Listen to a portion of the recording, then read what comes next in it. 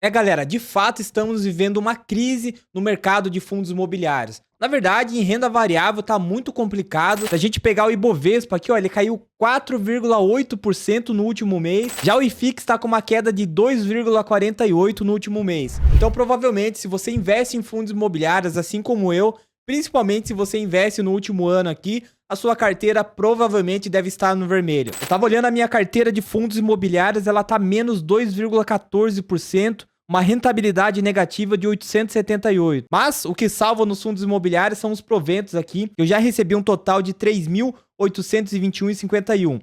Então, quando a gente soma o prejuízo dos fundos mais os proventos, a minha carteira está no positivo aqui, ó, 2.945,51, que dá 7,16%. Mas para quem pretende investir em fundos imobiliários, abriu várias possibilidades. Assim como a minha carteira aqui está no negativo, você tem a possibilidade de comprar os mesmos fundos imobiliários que eu tenho com um preço menor do que eu paguei. Então é uma grande possibilidade de você entrar para o mercado de fundos imobiliários agora. A única coisa que realmente me preocupa é caso o nosso governo atual queira taxar os dividendos ou os proventos provenientes de fundos imobiliários que até o momento são isentos de imposto de renda. Aí sim a gente pode perder o principal incentivo em investir em fundos imobiliários. Pensando nisso, eu fiz uma lista aqui com 6 fundos imobiliários que estão descontados de vários segmentos diferentes que pode ser interessante você pensar. Tem fundo imobiliário aqui que está com dividend yield em 10,9% nos últimos 12 meses, com 10% de desconto. Então faz muito sentido para quem pensa em investir por longo prazo. Então faz o seguinte, se você gosta desse assunto e quer aprender mais, deixa seu like, se inscreva no canal, deixa um comentário para ajudar aqui no YouTube. Lembrando que se você quiser a minha planilha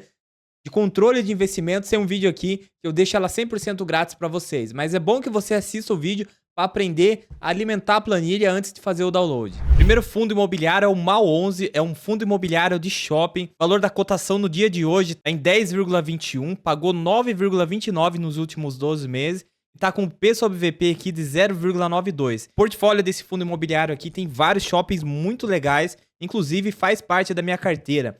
2,8 milhões de liquidez diária, uma valorização nos últimos 12 meses, já considerando a queda que nós tivemos nos últimos dias, de 5,39. O último rendimento foi de 87 centavos, número de cotistas quase 137 mil pessoas. E veio sempre pagando bons dividendos, sofreu muito aqui na época da pandemia, mas depois manteve pagando bons dividendos e sempre mantendo o pagamento constante de dividendos. Outro fundo imobiliário que está bastante descontado aqui é o PVBI11. O preço atual está em 89,48 e 9,12% de dividend yield nos últimos 12 meses. PVP 0,88, liquidez diária 6,6 milhões. Uma desvalorização de 0,2% nos últimos 12 meses, mas principalmente por essa queda que nós tivemos aqui nos últimos dias. Um fundo imobiliário do segmento de lajes corporativas, que é um segmento que eu não gosto muito de investir, por mais que eu tenha o fundo JSRE, e também eu comprei ele muito descontado. Pagou 65 centavos no último rendimento e tem 164 mil cotistas. Mais um fundo interessante aqui é o HGRE. O fundo está sendo negociado a 116,69, pagou 8,94 nos últimos 12 meses, está com P sobre VP de 0,76.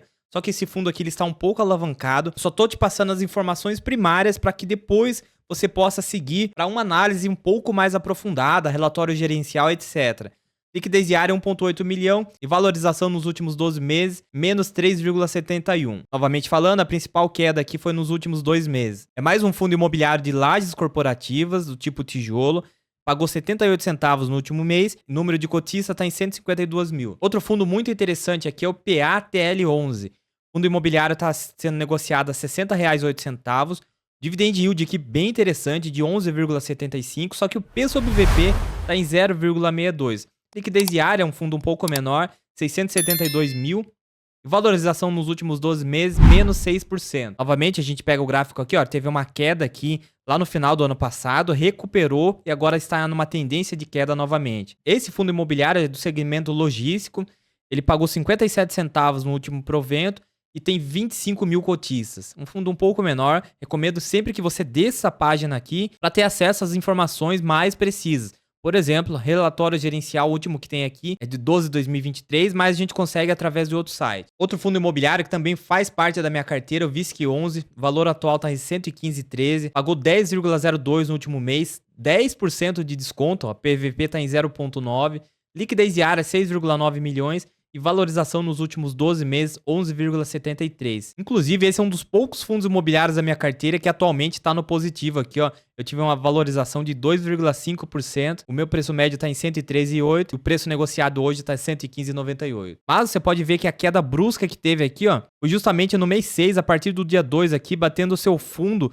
a 112,50 e já recuperou novamente, está para 115,13. Fundo imobiliário do segmento de shoppings, último rendimento foi de R$1 e número de cotista aqui, ó, 342 mil. VILG11 também é um fundo de logística, está sendo negociado a 83,41, 9,40 dividend yield nos últimos 12 meses e está com P sobre VP aqui de 0,72, bastante descontado. Liquidez diária 2,4 milhões e valorização nos últimos 12 meses está em 13,49. Fundo imobiliário de tijolos, segmento logístico aqui, pagou 60 centavos no último mês, tem 159 mil cotistas. Um fundo imobiliário bastante interessante também para ser estudado é o PLCR11, está sendo negociado a R$85, pagou 12,18 dividend yield nos últimos 12 meses. P sobre VP está em 0,94, liquidez diária 235 e variação positiva aqui em 12,32. Isso aqui é um fundo imobiliário de papel, né? Títulos e valores imobiliários. Último rendimento 77 centavos e número de cotista 15.926. Esse fundo imobiliário ele é bem mais arriscado porque ele tem menos cotista, valor patrimonial está em 192 milhões. Então pode ser só aquela pimentinha que você coloca na sua carteira. E mais um fundo imobiliário aqui, ele faz parte da minha carteira, é o RBVA11. É considerado um fundo imobiliário de renda urbana, ele investe principalmente em agências de bancos, Santander.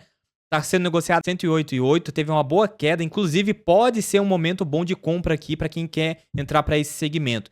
Pagou 11,10% no último mês, está com o PVP em 1 aqui, só que é um fundo imobiliário de tijolo do segmento de renda urbana, então é possível sim a gente comprar fundos imobiliários com PVP em 1. Liquidez diária 1,5 milhões e valorização nos últimos 12 meses 15,99. Infelizmente eu não peguei essa alta aqui, o meu preço médio está um pouco caro. Eu tenho 38 cotas aqui, o meu preço médio está em 109,28 e hoje está sendo negociado a 108,2.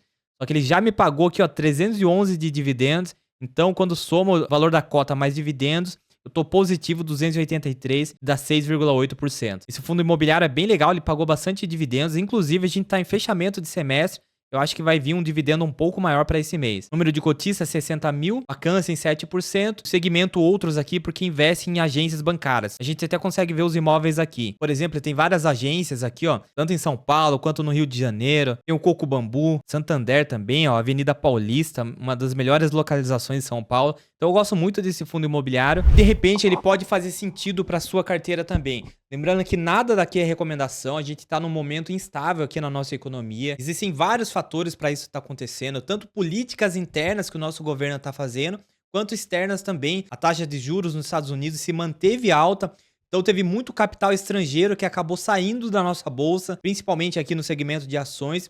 Isso fez o dólar disparar e a bolsa despencar. Então existem vários fatores, não é uma conta simples. Agora também a gente teve a reunião do Copom aqui que manteve a taxa Selic em 10,5%. E a previsão é que se mantenha até o final do ano. Então muitas pessoas acabam tirando seu dinheiro da renda variável para deixar na renda fixa para ganhar basicamente a mesma coisa sem correr risco. São vários fundos imobiliários de segmentos diferentes, todos eles descontados, que agora sim você deve aprofundar os seus estudos para de repente colocar na sua carteira. Bom, realmente espero ter contribuído com você. Se inscreva no canal, ative as notificações. Se você quiser ter acesso à minha planilha pessoal, onde a gente consegue analisar muitas métricas de forma 100% grátis, tem um vídeo aqui que eu tenho certeza que vai te ajudar. Se inscreva no canal, ative as notificações. Fica com Deus, até o próximo vídeo.